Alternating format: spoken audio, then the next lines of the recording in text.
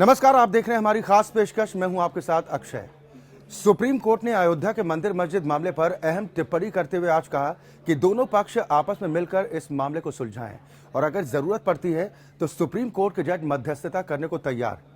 Supreme court ने कहा कि राम मंदिर का मामला धर्म और आस्था से जुड़ा है। सर्वोच्च अदालत की सलाह के साथ ही अब अयोध्या के मंदिर मस्जिद विवाद में एक नया मोड़ आता भी दिख रहा है।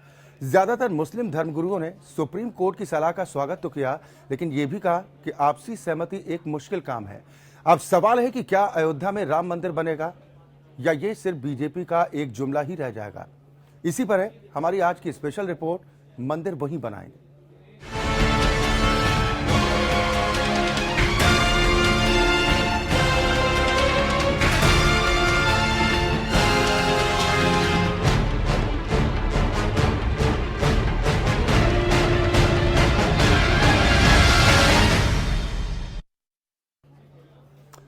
सुप्रीम कोर्ट की सलाह है कि अयोध्या में मंदिर मस्जिद विवाद को दोनों पक्ष मिल बैठकर सुलझा लें।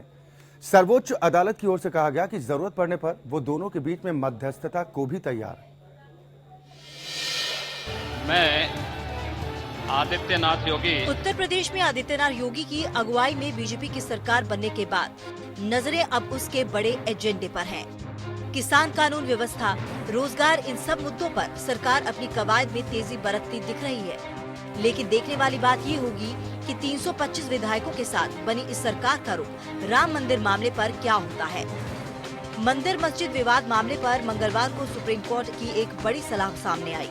प्रधान न्यायाधीश जस्टिस JS खेर ने ये सलाह बीजेपी नेता सुब्रमण्यम स्वामी की उस याचिका पर सुनवाई करते हुए दी, जिसमें स्वामी ने मामले की जल्द सुनवाई की मांग कर रखी है।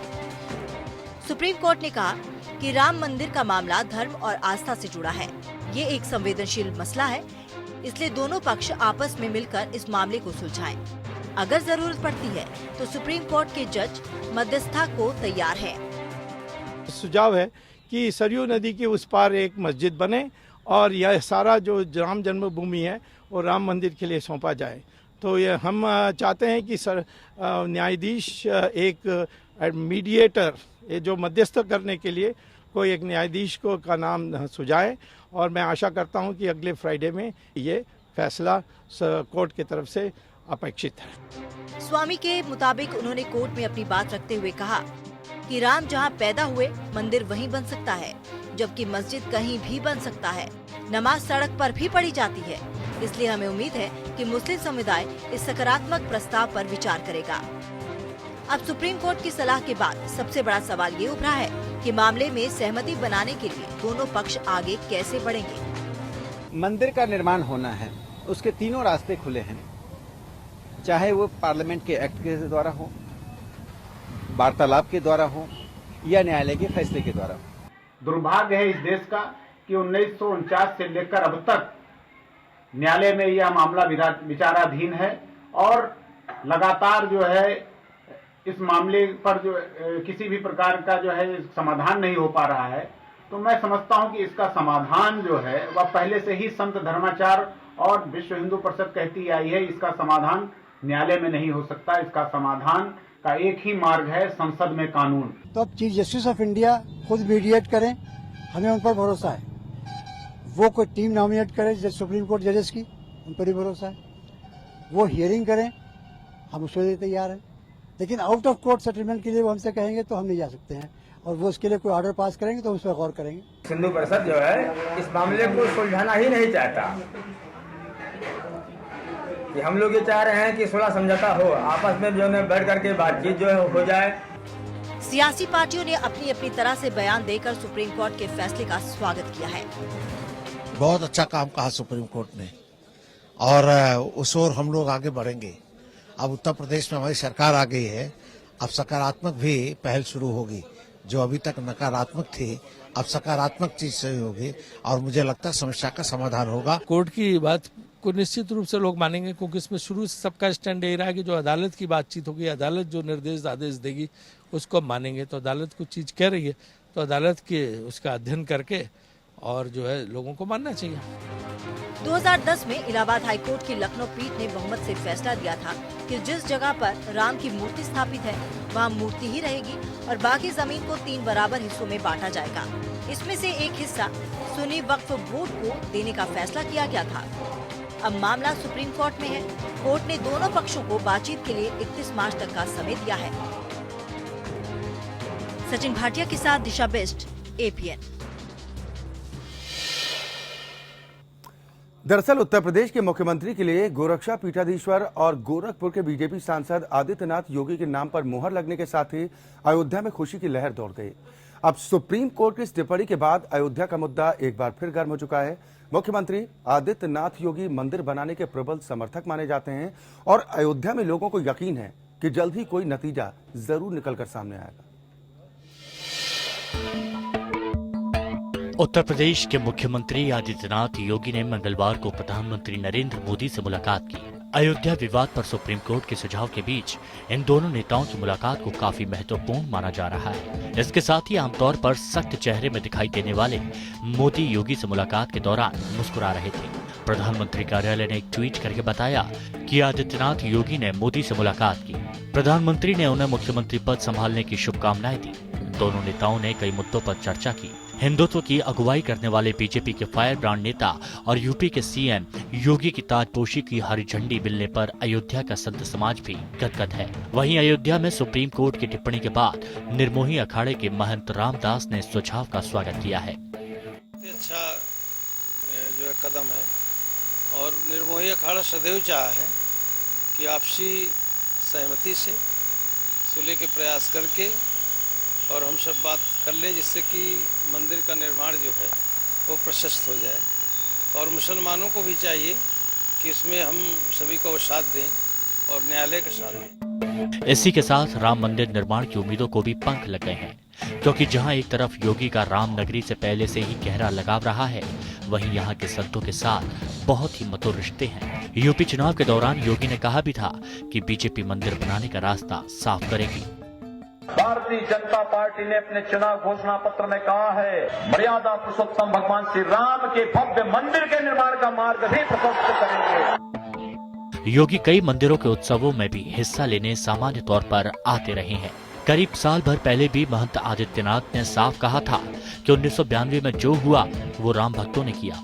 वहीं योगी राम मंदिर निर्माण का संकल्प भी दोहराते रहे हैं।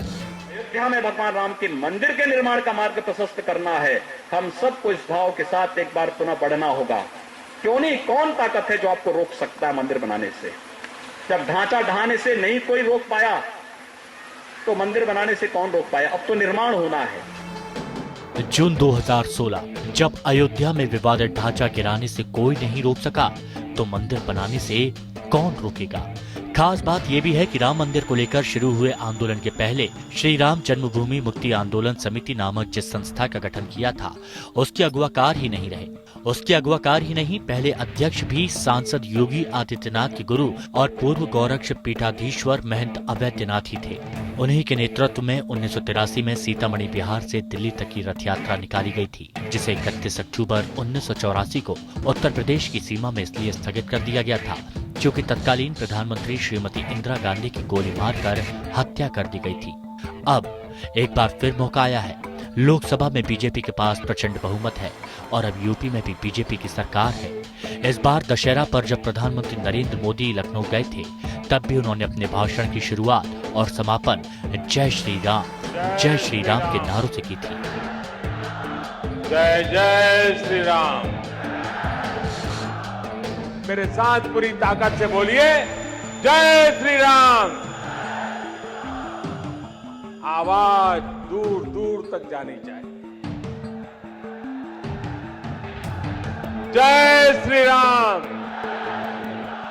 जय श्री राम, जय जय श्री राम।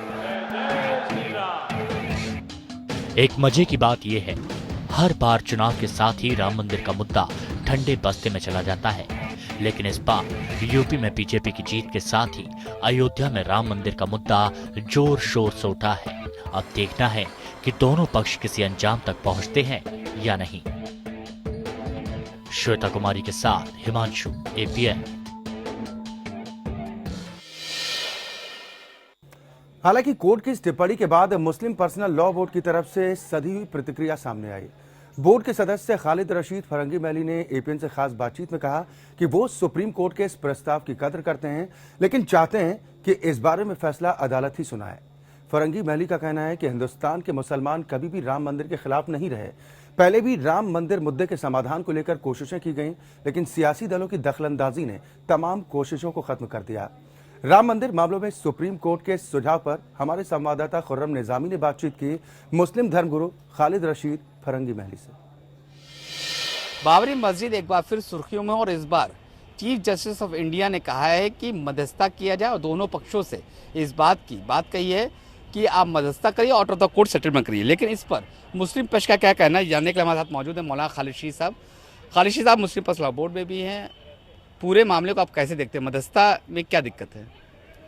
नहीं, हम लोग ऑनरेबल सुप्रीम कोर्ट के चीफ जस्टिस के सजेशन की कदर करते हैं और इस बात को अपने सीनियर उलमा इकराम से कंसल्ट किया जाएगा और जो सबकी कलेक्टिव राय होगी उसी के मुताबिक उस पर अमल किया जाएगा। अयोध्या का इशू बहुत ही सेंसिटिव इशू है, इस वजह से इससे पहले भी कई बार बातचीत के लिए हम लोग बैठे हैं, लेकिन उसमें पॉलिटिकल पार्टीज़ के इंटरफेरेंस की वजह से उसका कोई माकूल हल नहीं निकल पाया। जब पिछली बार मध्यस्थता हुई थी आपस में, माफ़ करिए, जब आपस वालों ने बातचीत की, दोनों पक्ष हिंदू और मुसलमान दोनों साथ बैठ के बात की थी, तब क्यों नहीं हुआ? बोन ऑफ कंटेंशन क्या है आखिर इसमें? देखिए, जहाँ शरीयत का ये लॉ है कि अगर कोई ज़मीन है और वो मस्जिद की है, उस पर मस्जिद बनी है, तो वो फ़र्ज़ अर्श यानी ज़मीन से आसमान तक उसको मस्जिद ही तस्वुर किया जाएगा, जहाँ चाहे वहाँ पे नमाज हो रही हो या ना हो रही हो। और अगर वो ज़मीन मस्जिद की नहीं है, मुसलमानों की नहीं है, तो उस पर नमाज पढ़ना भी जायज़ नहीं। तो मैटर सुप्रीम कोर्ट में है, इस वजह से हम लोग ये चाहते हैं कि सुप्रीम कोर्ट ही इसको हल करें। क्या आप ये बात कहना चाहेंगे, चीफ जस्टिस तक पहुंचाना चाहेंगे, चीफ जस्टिस साहब तक, कि आप बेहतर है कि आप जो सुनवाई हो रही है उसकी रफ्तार बढ़ा दें, जो जजमेंट आएगा वो कबूल है आपको भी उनको, तो ज़्यादा बेहतर होता out of the court settlement की जगह?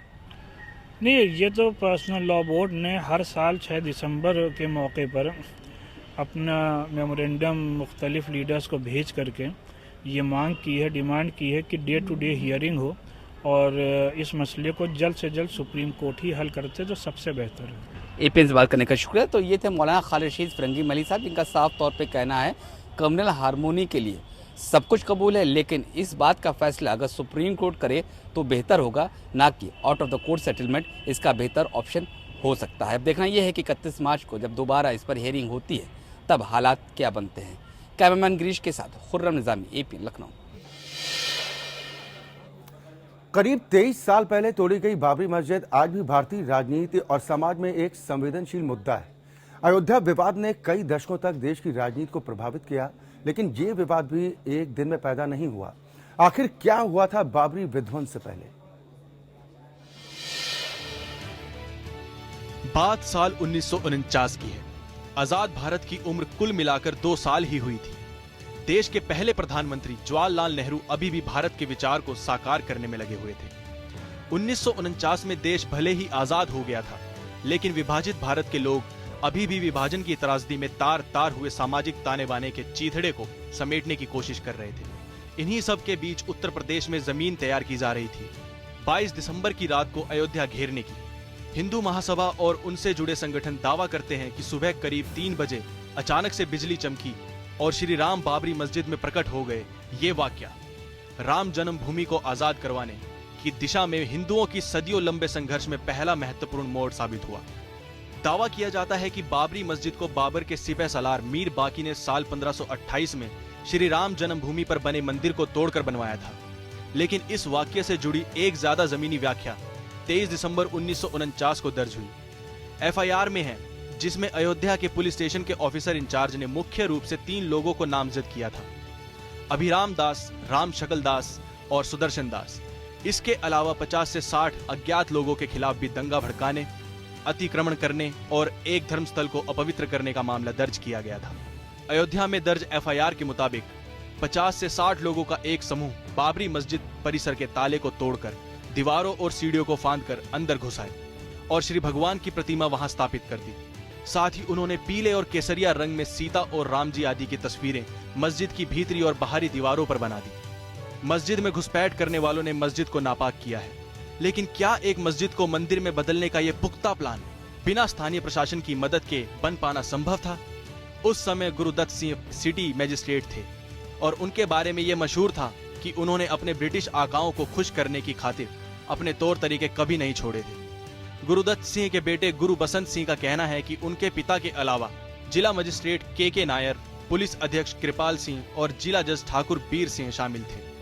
दावा है कि शहर के 4 बड़े अधिकारी बाबरी मस्जिद में भगवान राम की मूर्ति स्थापित करने की जिद पर थे। गुरुदत्त सिंह के सीनियर और फैजाबाद के जिला मजिस्ट्रेट के नायर एक मृद्धभाषी मलयाली थे। कहा जाता है कि उनका झुकाव हिंदू महासभा की तरफ था, जो कि भारत की सबसे पुरानी हिंदुवादी राष्ट्रवादी पार्टी थी। जिस दिन बाबरी मस्जिद में घुसपैठ हुई उस दिन के नायर छुट्टी पर थे, लेकिन वो फैजाबाद छोड़कर नहीं गए। इस योजना में के नायर की मिली भगत की बात इसमें भी साबित होती है कि वो घटना स्थल पर सुबह 4 बजे ही पहुंच गए थे, लेकिन उन्होंने लखनऊ में अपने वरिष्ठों को इस घटना की सूचना सुबह 10:30 बजे तक नहीं दी। इसके बाद नायर ने संयुक्त प्रांत के मुख्यमंत्री गोविंद बल्लभ पंत को ये रेडियो संदेश भेजा। बाबरी मस्जिद में हिंदू धर्म के लोग रात के अंधेरे में घुस आए और वहां भगवान की स्थापना की।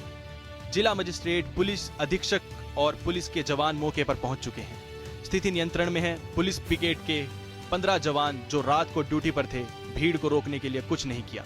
सुबह 4 बजे बाबरी मस्जिद पहुंच चुके नायर ने अगले 5 घंटे तक ना तो मस्जिद खाली कराने की कोशिश की और ना ही मूर्ति को हटाया। नायर बाद में जनसंघ में शामिल हो गए और चुनाव जीतकर सांसद भी बने। 26 दिसंबर 1949 को प्रधानमंत्री जवाहरलाल नेहरू ने गोविंद वल्लभ पंत को टेलीग्राम भेजकर अपनी नाराजगी जाहिर की और लिखा कि वहां एक बुरा उदाहरण स्थापित किया जा रहा है, जिसके भयानक परिणाम होंगे। बाबरी मस्जिद के अंदर मूर्तियों की स्थापना के 66 साल बाद आज भी इस बात पर बहस जारी है कि 22 दिसंबर 1949 को हुई ये घटना एक सुनियोजित साजिश थी, जिसमें राष्ट्रीय और स्थानीय स्तर के नेता शामिल थे या किसी अफसर ने निजी तौर पर गड़बड़ी की। वहीं सर्वोच्च अदालत की टिप्पणी पर अयोध्या के आम लोगों की राय क्या है, वो क्या कुछ सोचते हैं, ये जानने के लिए हमने अयोध्या नगरी के लोगों से बातचीत भी की। ये स्वागत योग्य फैसला है। वैसे भी लोग यहाँ के प्रयासरत हैं कि आपसी से ये मामला जो इतने समय से विचाराधीन है वो सुलह समझौते से हो जाए, तो इससे अच्छी बढ़ के और कौन सी बात है। हम सुप्रीम कोर्ट का स्वागत करते हैं कि क्या नाम है, मंदिर का जो मंदिर के पक्ष में आए, जो भी फैसला है हमारे पक्ष में रहे। दोनों पक्षों को मिल जाना चाहिए, राम मंदिर बनना चाहिए। हम ये तो बहुत अच्छा फैसला है, ये सांप्रदायिक सौहार्द के लिए और भारत के लिए बहुत अच्छी बात रहेगी। नहीं, सुप्रीम कोर्ट का फैसला जो आया है उसके तो जो हम लोग 10 साल से मेहनत कर रहे हैं, प्रयास कर रहे हैं कि आपसी बातचीत से दोनों समझौता हो, मंदिर मस्जिद दोनों बने, आपस में हिंदू मुसलमान जो लड़ाई लड़ रहे हैं इसके नाम पे वो खत्म हो, बंद हो। दोनों कौम के लोग इस पे सियासत कर रहे हैं, उससे आगे बढ़ के हम लोगों ने एक समझौते का प्रयास किया। मसालेहत बहुत अच्छी चीज़ है और इसकी हम तारीफ करते हैं। ये अच्छा सुझाव है। हम तमाम मुसलमान इसका स्वागत इस्तकबाल करते हैं और मैं भी ये चाहता हूँ और सारी कौम ये चाहती है कि हिंदुस्तान में शांति व्यवस्था बनी रहे। दरअसल अयोध्या विवाद देश की राजनीति में एक प्रमुख मुद्दा रहा है और राम मंदिर लंबे अरसे से वोटों पर असर डालने का काम भी करता रहा है। भारतीय जनता पार्टी और विश्व हिंदू परिषद सहित कई हिंदू संगठनों का दावा है कि हिंदुओं के आराध्य देव राम का जन्म ठीक वहीं पर हुआ जहां पर बाबरी मस्जिद थी। उनका दावा है कि विवादित ढांचा दरअसल एक मंदिर को तोड़कर बनाया गया था और इसी दावे के चलते 6 दिसंबर 1992 को बाबरी मस्जिद गिरा दी गई।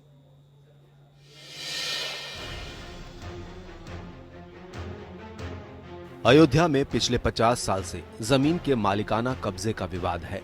मुकदमे अदालतों में चल रहे हैं। जानिए अयोध्या में कैसे घूमा है समय का पहिया पिछले 5 सदियों में। 1528 अयोध्या में एक ऐसे स्थल पर एक मस्जिद का निर्माण किया गया जिसे कुछ हिंदू अपने आराध्य देवता राम का जन्म स्थान मानते हैं। समझा जाता है कि मुगल सम्राट बाबर ने ये मस्जिद बनवाई थी और इसी वजह से बाबरी मस्जिद के नाम से जाना जाता था। 1853 पहली बार इस विवादित स्थल के पास सांप्रदायिक दंगे हुए। 1859 ब्रिटिश शासकों ने विवादित स्थल पर बाड़ लगा दी और परिसर के भीतरी हिस्से में मुसलमानों को और बाहरी हिस्से में हिंदुओं को प्रार्थना करने की इजाजत दे दी। 1949 भगवान राम की मूर्तियां मस्जिद में पाई गई। मुसलमानों ने इस पर विरोध व्यक्त किया और दोनों पक्षों ने अदालत में मुकदमा दायर कर दिया। सरकार ने इस स्थल को विवादित घोषित करके ताला लगा दिया। 1984 कुछ हिंदुओं ने विश्व हिंदू परिषद के नेतृत्व में भगवान राम के जन्म स्थल को मुक्त करने और वहां राम मंदिर का निर्माण करने के लिए एक समिति का गठन किया। बाद में इस अभियान का नेतृत्व लाल कृष्ण आडवाणी ने संभाल लिया। 1986 जिला मजिस्ट्रेट ने हिंदुओं को पूजा करने के लिए विवादित मस्जिद के दरवाजे पर से ताला खोलने का आदेश दिया। मुसलमानों ने इसके विरोध में बाबरी मस्जिद संघर्ष समिति का गठन किया। 1989 विश्व हिंदू परिषद ने राम मंदिर निर्माण के लिए अभियान तेज किया और विवादित स्थल के नजदीक राम मंदिर की नींव रखी।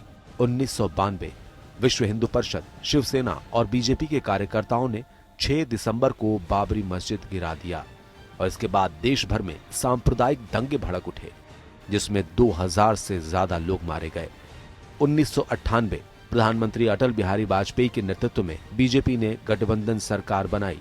फरवरी 2002 बीजेपी ने यूपी विधानसभा चुनाव के घोषणा पत्र में राम मंदिर निर्माण के मुद्दे को शामिल नहीं किया। विश्व हिंदू परिषद ने 15 मार्च से राम मंदिर निर्माण कार्य शुरू करने की घोषणा कर दी।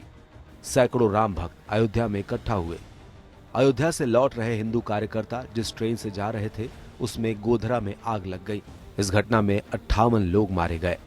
13 मार्च 2002 सुप्रीम कोर्ट ने अपने फैसले में कहा कि अयोध्या में यथास्थिति बरकरार रखी जाएगी और किसी को भी सरकार द्वारा अधिग्रहित जमीन पर शिला पूजन की अनुमति नहीं होगी। केंद्र सरकार ने कहा कि अदालत के फैसले को माना जाएगा। जनवरी 2003 रेडियो तरंगों के जरिए ये पता लगाने की कोशिश की गई कि क्या विवादित राम जन्मभूमि बाबरी मस्जिद परिसर के नीचे किसी प्राचीन इमारत के अवशेष दबे हैं। कोई पक्का निष्कर्ष नहीं निकला। मार्च 2003 केंद्र सरकार ने सुप्रीम कोर्ट से विवादित स्थल पर पूजा पाठ की इजाजत देने की अपील की, जिसे ठुकरा दिया गया। अप्रैल 2003 इलाहाबाद हाई कोर्ट के निर्देश पर पुरातात्विक सर्वेक्षण विभाग ने विवादित स्थल की खुदाई शुरू की। रिपोर्ट में कहा गया कि उसमें मंदिर से मिलते जुलते अवशेष मिले हैं। अप्रैल 2004 आडवाणी ने अयोध्या में अस्थायी राम मंदिर में पूजा की और कहा कि मंदिर का निर्माण जरूर किया जाएगा। जुलाई 2004 शिवसेना प्रमुख बाल ठाकरे ने सुझाव दिया कि अयोध्या में विवादित स्थल पर मंगल पांडे के नाम पर कोई राष्ट्रीय स्मारक बना दिया जाए। जनवरी 2005 लाल कृष्ण आडवाणी को अयोध्या में 6 दिसंबर 1992 को बाबरी मस्जिद के विध्वंस में उनकी कथित भूमिका के मामले में अदालत में तलब किया गया। जुलाई 2005 5 आतंकियों ने विवादित परिसर पर हमला किया। हमलावर बाहरी सुरक्षा घेरे के नजदीक ही मार गिराए गए। 6 जुलाई 2005 इलाहाबाद हाई कोर्ट ने बाबरी मस्जिद गिराए जाने के दौरान भड़काऊ भाषण देने के मामले में आडवाणी को भी शामिल करने का आदेश दिया। इससे पहले उन्हें बरी कर दिया गया था। जुलाई 2006 कांग्रेस सरकार ने अयोध्या में विवादित स्थल पर बने अस्थायी राम मंदिर की सुरक्षा के लिए बुलेट प्रूफ कांच का घेरा बनाए जाने का प्रस्ताव किया। इस प्रस्ताव का मुस्लिम समुदाय ने विरोध किया। 24 नवंबर 2009 लिब्रान आयोग की रिपोर्ट संसद के दोनों सदनों में पेश किया गया। आयोग ने अटल बिहारी वाजपेयी को दोषी ठहराया और नरसिंह राव को क्लीन चिट दी। 24 सितंबर 2010 अदालत ने अयोध्या विवाद पर फैसला सुनाया। विवादित स्थल को 3 हिस्सों में बांटने का आदेश दिया। 9 मई 2011 सुप्रीम कोर्ट ने इलाहाबाद हाई कोर्ट के जमीन के 3 हिस्सों में बांटने के फैसले को गलत कहा और उसे अजीबोगरीब और हैरान करने वाला बताते हुए उस पर स्थगनादेश जारी कर दिया। श्वेता कुमारी के साथ अरविंद चौरसिया, एपीएन।